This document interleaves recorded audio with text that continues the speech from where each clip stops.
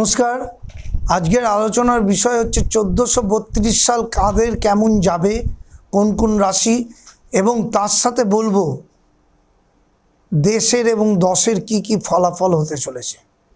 প্রথম কথা, আপনারা আমাকে সমস্ত টিভি চ্যানেলে দেখছেন এবং আমার অনুষ্ঠানগুলো ইউটিউবেও দেখছেন। আপনারা কিন্তু সিরিয়াস হন, অ্যাস্ট্রোলজিক্যাল গাইড মেনে চলার চেষ্টা করুন। আমি কিন্তু আপনাদের সাথে বন্ধুর মতন থাকি, পাশে যারা আমায় দেখায় বা দেখান তারা কিন্তু জানে আমি সমস্ত কিছু গাইড কিন্তু আপনাদের দিয়ে দিই। সেই গাইড অনুযায়ী চললে তারা কিন্তু ভালো থাকবেন।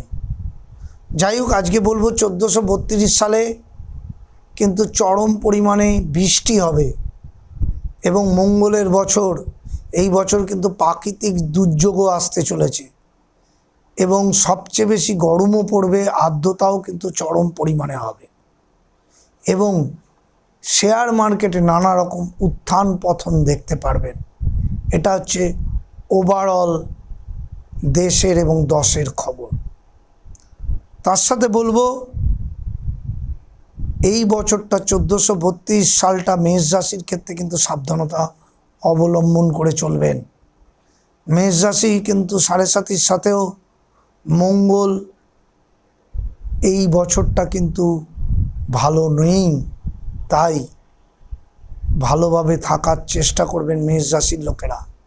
সাংসারিক জীবনে প্রবলেম, বিবাহিত জীবনে সমস্যা, চাকরির ক্ষেত্রে সমস্যা, ব্যবসার ক্ষেত্রে সমস্যা কিন্তু আসতে চলেছে। তাই মেষ রাশির লোকেরা অবশ্যই অ্যাস্ট্রোলজিক্যাল গাইড মেনে চলার চেষ্টা করবেন। বৃষ রাশির ক্ষেত্রে কিন্তু এবছরটা ভালো।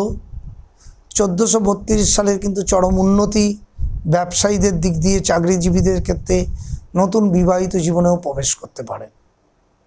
মিথুন রাশির ক্ষেত্রেও কিন্তু খুব ভালো সময়, ব্যবসা, চাকরি, বিবাহিত জীবন এবং দূরবর্তী জায়গায় ভ্রমণ এবং কর্মক্ষেত্রে উন্নতির যোগ আছে।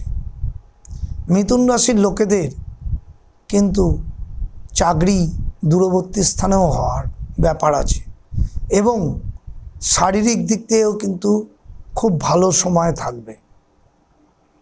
কর্মক্ষেত্রে প্রমোশন আসবে মিথুন রাশির ক্ষেত্রে।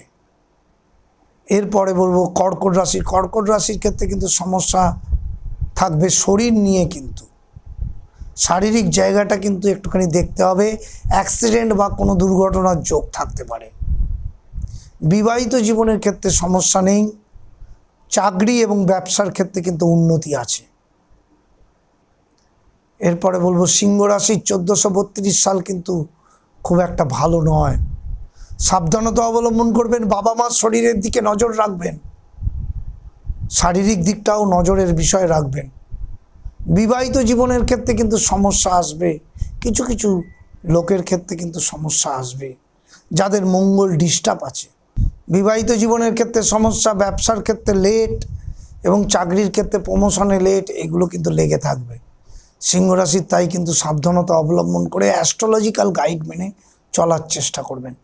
তুলা রাশির ক্ষেত্রে কিন্তু এবছরটা খুব ভালো, বিবাহে প্রবেশ করতে পারবেন, চাকরির ক্ষেত্রে উন্নতি, ব্যবসার ক্ষেত্রে উন্নতি, সবচেয়ে বেশি উন্নতি কিন্তু বিদেশে গিয়ে চাকরি বাকরি পেলে। এরপরে বলবো বৃশ্চিক রাশি। বৃশ্চিক রাশির ক্ষেত্রে কিন্তু সময়টা প্রচণ্ডই ভালো। এবছরে মঙ্গলের বছর, বৃশ্চিক রাশির ক্ষেত্রে কিন্তু উন্নতি আছে।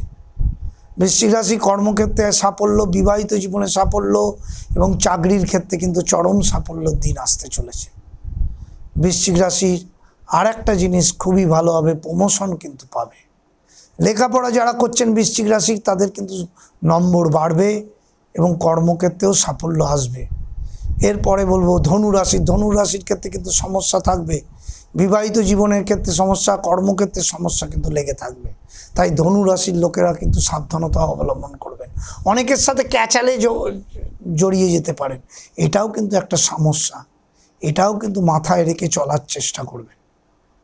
ধনু রাশির লোকেদের ক্ষেত্রে কিন্তু একটু সমস্যা আছে। এরপরে বলবো মকর রাশি। মকর রাশির ক্ষেত্রে কিন্তু অনেকটাই রিলিফ, এবছরটা 7.5 কেটে গেছে, তাই এদের সাফল্য আসবে। মানসিক ডিস্টার্ব আসবে, সাংসারিক জীবনে কিছুটা ডিস্টার্ব আসতে পারে, কিন্তু কর্মক্ষেত্রে কিন্তু সাফল্য আসবে, চাকরির ক্ষেত্রে সাফল্য আসবে। শরীরটার দিকে একটু নজর রাখবেন। মকর রাশির সবচেয়ে বেশি শরীরের দিকে নজর রাখা উচিত। তাছাড়া মকর রাশির সব কিছুর দিক দিয়েই ভালো সময়। এরপরে বলবো, মকরের পরেই আসছে কুম্ভ রাশি। কুম্ভ রাশির সাবধানতা অবলম্বন করবেন। 1432 সালে কিন্তু সাংসারিক জীবনে এবং শরীরের দিকে বেশি নজর রাখবেন। বাবা এবং মায়ের শরীরের দিকে নজর রাখবেন, সেই জায়গাটা কিন্তু ডিস্টার্ব থাকবে। কর্মক্ষেত্রে সাফল্যের দিক দিয়ে ডিস্টার্ব থাকবে, বিবাহিত জীবনের দিক দিয়ে সমস্যা থাকবে। এরপরে বলবো এগুলো মীন রাশি। মীন রাশির ক্ষেত্রে কিন্তু সমস্যা থাকবে, যেহেতু 7.5 চলছে। ব্যবসা, কর্ম, চাকরি সমস্ত দিক দিয়ে কিন্তু সমস্যার মধ্যে পড়তে হবে। তাই মীন রাশির লোকেরা কিন্তু অবশ্যই অ্যাস্ট্রোলজিক্যাল গাইড মেনে চলার চেষ্টা করবেন।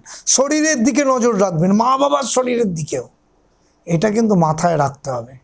যারা আমার সাথে যোগাযোগ করতে চাইছেন অবশ্যই অনলাইনে দেখান। সারা ভারতবর্ষের লোক অনলাইনে দেখাচ্ছে এবং অনলাইনে আধ ঘন্টা ধরে দেখে দিই এবং বন্ধুর মতন পরবর্তীকালেও পাশে থাকি। অবশ্যই ভালো থাকবেন। নমস্কার।